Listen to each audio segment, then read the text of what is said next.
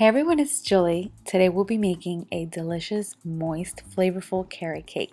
The best carrot cake I've ever had, and I definitely had to share this recipe with you. So let's get started. So first thing we're going to do is mix all of our wet ingredients, which include eggs, vanilla extract, buttermilk, oops, bad camera work, vegetable oil, canned pineapple chunks, only the fruit, not the juice, coconut flakes, whoops, little carrots snuck in there. I used the same measuring cup for the carrots and coconut. And I bought carrots that came like this, but you may certainly place some regular carrots in a food processor and blend them up.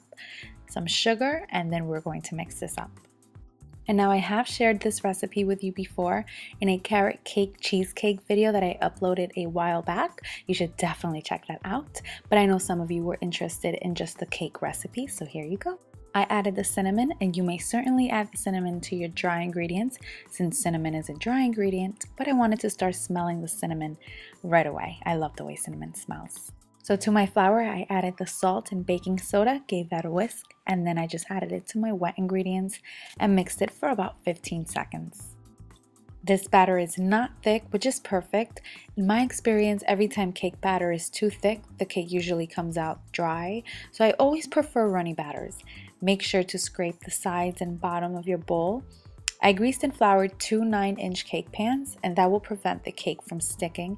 And no worries, your cake will not taste like flour. And now I always just eyeball it when I pour the batter, but if you plan on selling cakes or like to have everything perfect, you may purchase a scale and weigh each cake pan. You might notice that I didn't add any raisins, and that's because I personally don't like them in carrot cake, but of course if you'd like to add them, you may certainly do so. Just make sure that your cake pans are filled evenly so they cook evenly. Then you want to bake these in a preheated oven for about 30 minutes. So for our cream cheese frosting, I always use the same ingredients: unsalted butter, cream cheese, vanilla extract, and powdered sugar. Mix all that together, and the key to perfect frosting, in my opinion, is overmixing. The more you mix it, the lighter and fluffier it becomes, but in moderation, of course. Don't leave the mixer on while you go and take a nap. That's not what I mean. 3 to 4 minutes is perfect. Cream cheese looks perfect, and always make sure to scrape the sides and bottom of your bowl. I grabbed a knife and ran it along the sides of the cake so it comes out easily, and my carrot cakes have cooled completely. If you frost a hot cake, it'll be a complete mess. The frosting will melt, so please make sure they are completely cool. Procrastinators like myself love that part of letting the cake cool down. It means you don't have to get started on the frosting for about an hour or so after they come out of the oven. Once you flip the cake over, you want to remove any little crumbs you see. And I did use a mini spatula earlier in case someone points out that it wasn't a knife. I know. So now you want to take half of your frosting and spread it all over. Once you are done spreading all of the frosting evenly, you want to place the final cake layer on top.